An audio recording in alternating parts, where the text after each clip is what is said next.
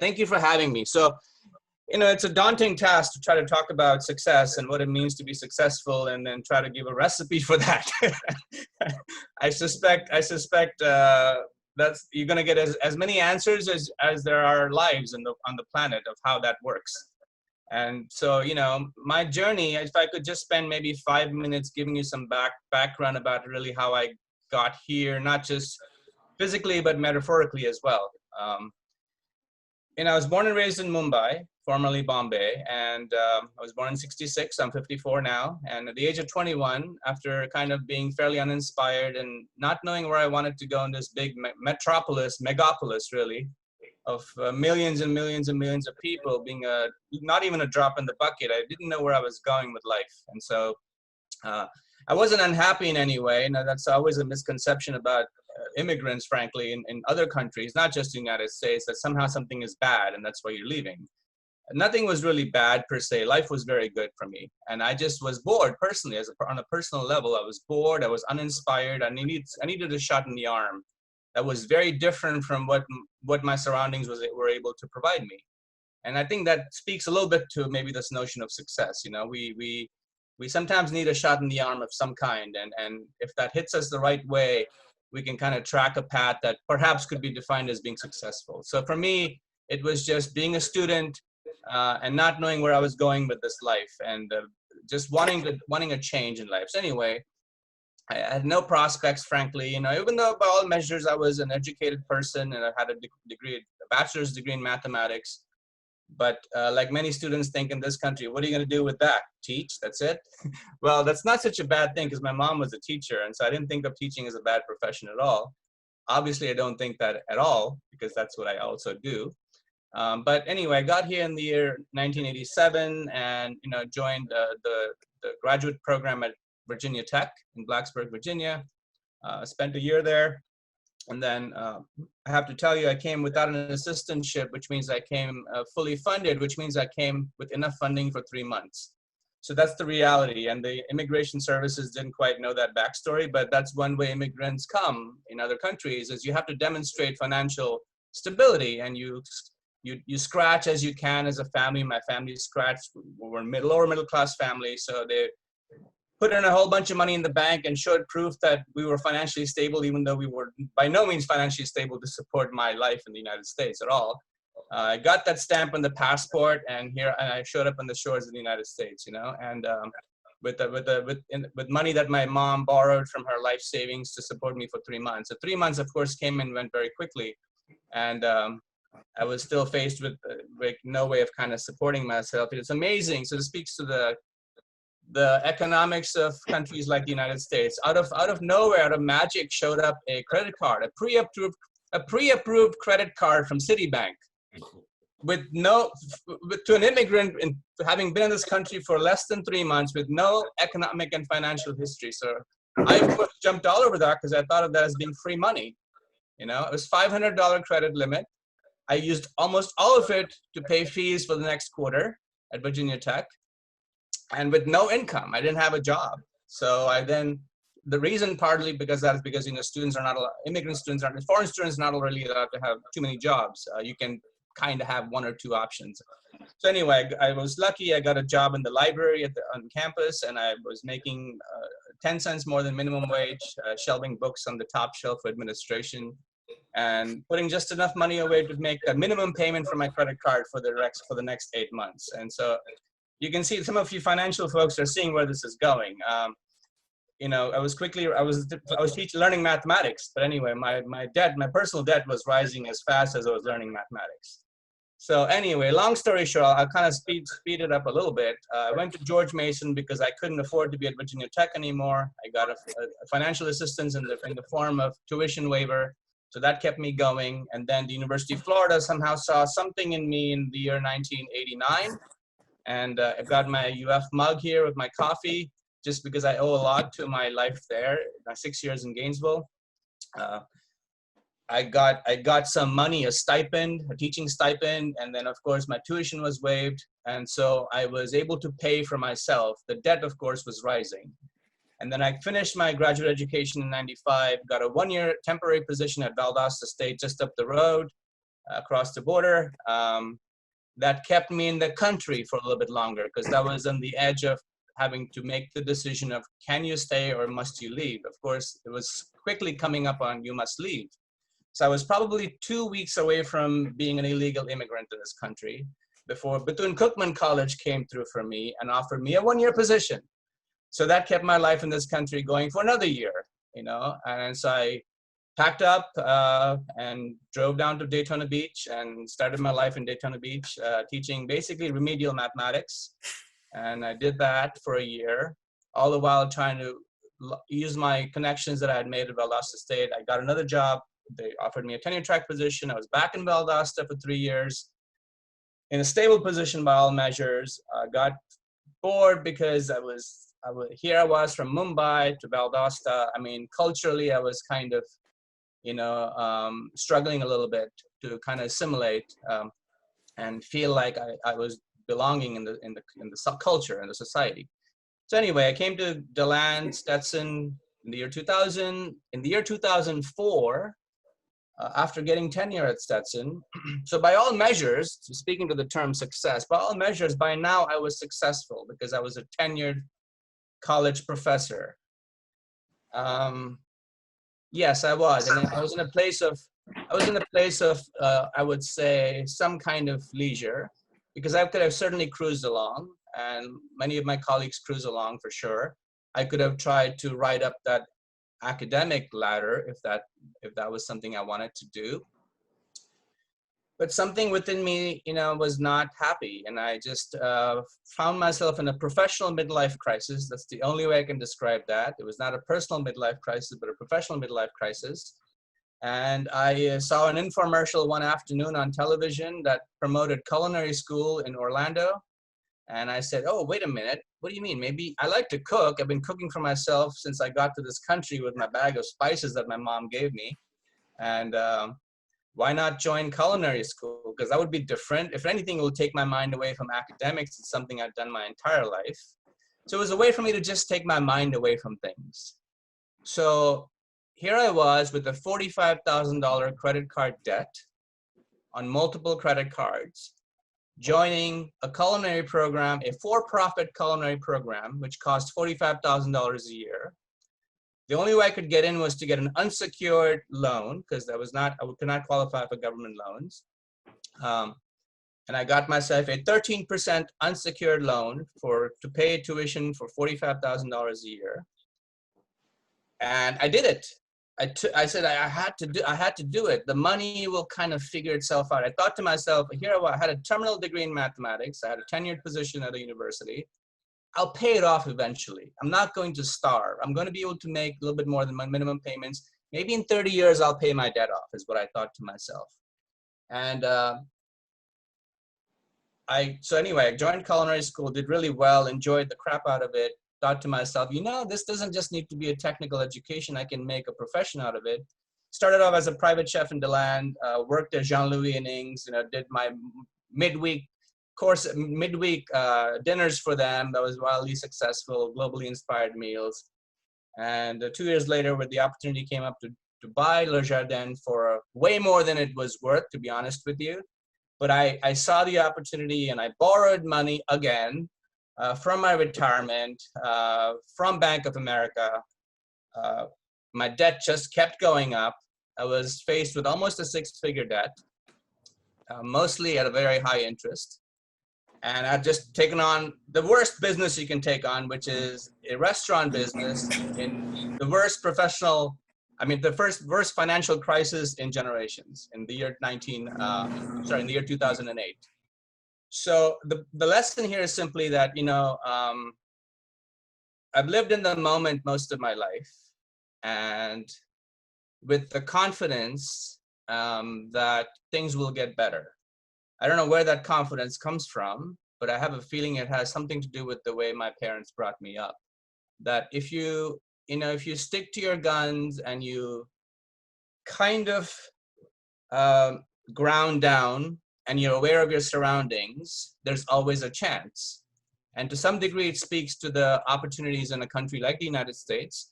But in some degree, it also speaks, I think, to the possible humanity in the world around us. And humanity doesn't pay bills, okay? We got that. But I think ultimately we begin as being human beings first. So if we forget that, I feel like the definition of success changes. So let me get to the topic of today's presentation. That's my backstory, a little bit longer than perhaps you wanted to hear. But I'll just tell you this. I enrolled myself into debt management in the year 2006 and was without credit cards for 5 years, without any possibility of anything but having to pay what I needed to pay to get through debt management.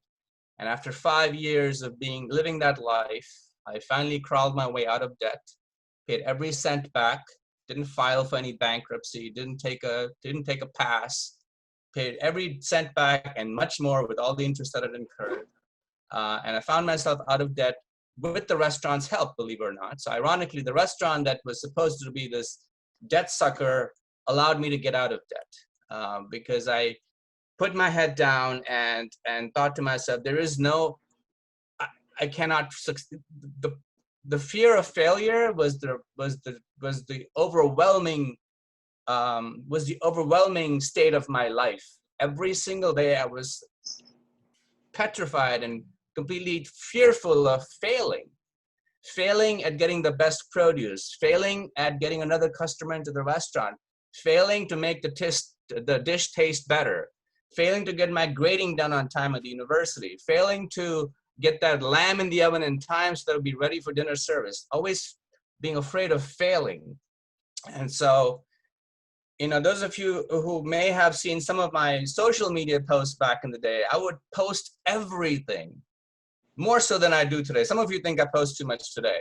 But back in the day when we had the restaurant, I would post everything. I would post photos from my classroom. I would post photos about what I was teaching. I would post photos about what I was cooking. I would post photos about specials. I would post photos about some farm I had just been to. And all of that, I think, was my own way of dealing with, obviously, the stress, but also for myself, seeking validation from the world around me that I was doing it the right way, that I was giving it everything I had. I wanted that feedback. I was always seeking that feedback. Hey, great job. Awesome, awesome. I can't wait to taste that. You know, can't wait to take your class one day. So I was obsessed with seeking acknowledgement, not so much praise, but just acknowledgement that, hey, this is the right way to do things. So I think if I had to place emphasis on what's important, we have to define for ourselves what is the right way to do things. And that's going to be different for different people. So how do we define success? I mean, if you look up the dictionary, the definition of success is, you know, the ability to accomplish a goal that you put your mind to, right? That's a simple definition of success. If you've accomplished a goal, that's success, that's being successful. Well, when you open a restaurant, a lot of people have multiple year goals. I wrote a business plan. I wrote a business plan in the year 2006.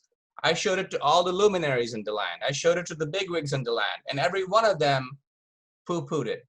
Every one of them dismissed it. They wouldn't give me the time of day. They laughed to my face. What do you know about a restaurant? You're a math professor. Yeah, you went to culinary school. Doesn't mean you can run a restaurant. And they were right. They were right in the moment, because that's the advice. I wouldn't say it like that to people who came to me with the same proposition. I would be much more diplomatic, much more encouraging. But they're right in that it's a very tough business. You know, you have to kind of have a sense of where you're going with it. So I didn't have a sense of where I was going with it, but I did my research for 6 months leading up to the restaurant. I studied like crap, everything I could about ultimately what are the numbers? You know, where do you have to be financially so that you can pay your bills and you can continue another day? So that's important. It's important to be mindful about the economics of a business if that's what your measure of success is. Another definition of success might be the other end of that spectrum, and I know a lot of people who practice that way of living life and are very successful at it seemingly, is to don't worry, just be happy, right? So on the one hand, you have accomplishing a goal as being successful. On the other hand, you have the way of don't worry, be happy as a way of being successful. Being happy is being successful. Worrying is being unsuccessful. So I think ultimately it's about the balance in the middle, right? We all find our balance in the middle. To be on one end is to be an outlier, obviously, in the language of statistics. But being in the middle is about being balanced. So I think one way to achieve success, I think, is to find our balance and be grounded in our values, be the humans that we're capable of being aware of our surroundings, being aware of when opportunities present themselves. That's a big one, if you ask me. You know, sometimes we don't realize it's an opportunity, but that self-awareness, I think, comes from experience. You know, to know when taking advantage of something, and by that I don't mean in a bad way, taking advantage as if you're, just using something, but rather seizing on an opportunity, seize the day, as Robin Williams would say, you know, seizing the moment. Timing is critical, right? I mean, all of you folks who are in investment know that timing is everything. Now, for me, the timing was the timing of going to culinary school when I did, the timing of when I opened the restaurant when I did, the timing of getting out of the restaurant when I'm trying to get out, which is recently. In the past year or so, I've stepped away. You know, you mentioned the grits. Well, it's my recipe, but I didn't make that grits. But for 12 years straight, 11 years straight, I made every pot of grits that came out of the restaurant. Every single day, I made a fresh pot. That's thousands and thousands of pots of grits that I've made. You know, just like I always put this out on social media. I just made my 20,000th creme brulee in this kitchen. That's what drives me, that awareness of, hey, what are you doing in the moment? How does it aggregate in your life in general? And that's what drives me, the notion that what I'm doing in the moment has some value. So I cannot tell you how much value I place on this, because not only are you listening patiently, but you're giving me an opportunity to reflect. And that's invaluable, you know, when you have a forum to reflect. Because when you reflect, you think about not just all of the good things, but you think about a lot of the bad things that have happened. And then it's a matter of, where's the balance? What's your next kind of outcome? Where do you want to go today? Where do you want to go tomorrow? I don't know that. I don't know where I want to go 2 hours from now. I have no idea. But I know that I'll be aware. I'll be self-aware. And I'll get on a call with a chef at 11 o'clock because I know there's an appointment. And I don't know how that conversation is going to go. But I think we're going to try to have a tangible outcome come out of that conversation. Maybe it's an online cooking class the two of us are going to do together. Maybe it's a way for me to promote my new project, the Global Cooking School. I don't know, but I'm going to think about that before I get on the call. So that's not something I go, oh man, I forgot to mention that. That self-awareness and always kind of thinking of that small next step, I think has helped me over the years continue to do that frenetic double life that I've lived for over a decade. But now, you know, I find myself having a meal at home on weekends with Jennifer. You know, we sacrificed that for over a decade. The prospect of having a dinner at home was unfathomable, except on a Sunday maybe. You know, and that's the tough thing about a restaurant life, as you well know. You know, when others are partying, you get to work. That's the privilege we have.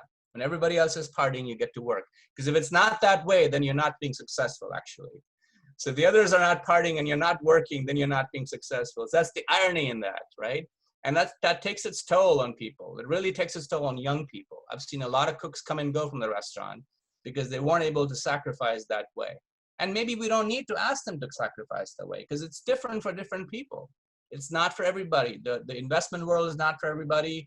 Being the director of a Mainstreet DeLand Association is not for everybody. You know, being a teacher is not for everybody. Being a chef is not for everybody. And I think part of that is to be able to recognize, okay, not only what is good for me, but rather, is it good for me because people told me that's good for me? Is it good for me because I was self-aware to realize that?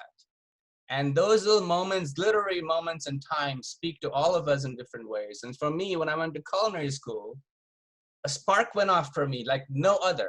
You know, I spent 30 years in universities and colleges, getting an education, having great excitement when I discovered something new in mathematics and I was able to add to my dissertation. That was really exciting. It still is to this day when I learn something new and I teach something in a different way. It's very exciting for me. But when I went to culinary school, it was a different kind of excitement because something clicked for me. And there was not a single day of culinary school that I found as being drudgerous. You know, the task to get there was challenging because I would teach until 4 o'clock at Stetson.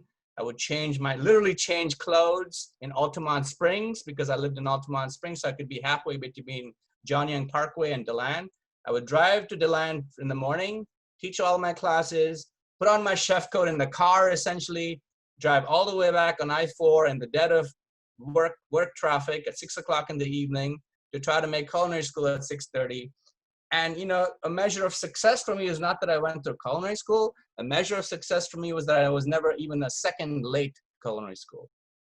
I was always on time, and I was always ready for lineup. When chef would go, all right, let's have a lineup. Let's see your fingernails. Let's see your braid. Make sure it's all trimmed. Make sure your clothes are clean. You know, make sure your bag has all the knives it's supposed to have. That was 1 year straight of that. So that's what I focused on, is to never lose that. And of course, once I was in class, you know, I was a much better student in culinary school than I ever was in graduate school. I can tell you that for a fact, you know, because it spoke to me. It spoke to me in a different way. I was told to go to graduate school, because that was the measure of success for my family and my peers in India. When you get an education, you're successful. So that was an outward measure of success that was placed on me. I embraced it as best as I could. I didn't fail my family, in my view, but it was not something that came from within. But when I went to culinary school, it all came from within for me. And I think that's perhaps answers part of why I've been fortunate to have been in this industry, food industry, for 15 years, while still holding my full-time tenured position at the university. I mean, it's hard enough to just hold on to one, but it's been crazy. It's been really challenging. Of course, it's all of you are leading challenging lives in your own ways. There were moments when I didn't think I could do it anymore, well before the decade had come and gone. But I can't think of too many moments when I thought to myself, this is not the right path for me. I always felt like I was on the right path because I could see that tangible outcome in the world around me. Feeding people is such a organic kind of grounding thing. Teaching is as well, if you ask me. You see that almost instant reaction when a student gets it. But feeding people is a different level altogether. And I hope you can appreciate that. When you feed your families or you feed yourself, that instantaneous feedback you get is something that's hard to describe in just about any profession. So I think, and at the risk of sounding self-serving, I've always needed that. Maybe I'm the youngest of 5 kids, and maybe I always needed that. Maybe I'm very close to my mother, who'll be 90 this Christmas Eve. Unfortunately, I may or may not get to see her thanks to the travel restrictions that we have. It's getting more and more serious in India. But anyway, so that's something that my mother always gave me. She gave me a lot of love and attention, as did my father. But maybe I always needed that. And we always need some aspect of that. I mean, who can say that we don't want to be loved, right? I mean, if you don't want to be loved, then why bother? So we all need that. And I think providing food provides love. Food is love. I mean, you've all heard that phrase, food is love, because food gives love. And it gives us an opportunity to love. And so I approached that whole profession that way. And I put everything into everything I always did, all the time. And I rubbed people along the wrong way many times. We all know that, right? But it always came from a place of sincerity, I can tell you that. I truly believed in what I was doing. It was not PR for the sake of PR. It started with something I believed in, and I tried to find a way to publicize that, for lack of a better term, because I wanted to share that place of self with the world around me. So anyway, recipes for success, being self-aware, taking advantage of opportunities, recognizing opportunities, leading with quality. I think we should always lead with quality, right? Quality could be the quality of the dish you make, quality of the program you put together, quality of the words you speak, quality of the actions you take. So once you can define quality for yourself, if you lead every action with quality, I think, at least try. Sometimes it's difficult. It's difficult to lead with quality. But if we can try to lead with quality, I think, at least in retrospect, it doesn't seem like a waste of time because you tried to lead with quality, right? Not everything's going to go your way, but if you lead with quality, then I think there's a chance that at the very least, you're going to do your best. But furthermore, the story of that journey, that odyssey, if you will be one that's fulfilling and genuine, in my opinion. So my fear of failure, my obsession with quality, whatever that means, my constant striving to be a human first, and I've failed every single day of my life in that goal, right? So the irony is, in my goal to be a good human, I've failed every single day. In some of the intangibles, like the cooking a dish or what have you, there may be a time when I've been successful, possibly. But for the most part, you know, we fail. We fail more than we succeed, right? So that's not a downer on the topic of today's discussion. But if we can be balanced in our definitions of success, then those failures don't seem as overwhelming and depressing as they could be, and they are for many people. So bringing balance to life, not to compromise and to be gray and mundane, that's not what I'm saying. To lead with quality, find the balance, understand that failure will happen, but to be sort of self-aware and accept those failures as opportunities for change as best as change presents itself. I think, you know, all those cliches about, you know, be the change you want to see in the world, all that, that's all fine. Those are great things to hang on to, but on the everyday level, the logistics of leading life every day. Some might call me a pessimist. I would say I'm a pessimist compared to Jennifer. I'm definitely a pessimist. But I'm more of a guarded pessimist. I'm a pessimist because I'm guarded that if I'm not, I may fail. And so I think it's more of a guarding mechanism for me to always lead with quality, but stay pessimistic that maybe you're not going to get there. And that maybe is just a different way of saying that I just want to make sure I'm prepared for the outcome of this journey. I'm not going to be caught flat-footed. So my definition of success has changed over the years. You know, back in the day, I was chasing recognitions all the time ad nauseum. You know, I want this award, I want that award, I want this recognition. I was chasing that. I didn't know how to get there. I would just promote it, PR myself to crap. Never had a PR agency, by the way. Every post you've ever seen, every graphic you've ever seen about Crest or me was made by me on this computer or a computer like this, sitting in this corner of my room, this 700 square foot home that we've lived in for 15 years, that Jennifer and I've lived. You know, we've had 2 Great Danes in this house and 4 cats and the 2 of us in a 700 square foot home on Howry Avenue. So this little corner of my home has been my temple. It's been my temple to be quiet when I needed to be quiet and to be vocal when I was able to be vocal. So ultimately, the next stage of my life is all about trying to lead a life of purpose, whatever purpose means. But I feel like the 54 years of my life so far have given me a better definition of what purpose means for me moving forward. And so for a specific skill set, yes, how do you be successful? You got to learn the stuff. You got to be good at it. You got to know the logistics. You got to check the boxes that need to be checked. Those are all fine. That's true for anything in life. But I don't think that, you know, but there's more in common about what success means. I'll put that in quotations all day long. Across disciplines and occupations, then there are differences. So to be successful as a chef, there's more in common about that as there is to being successful as a realtor than saying that there are different occupations. Because there's a grounding set of principles that I think lead to what might be referred to as being successful.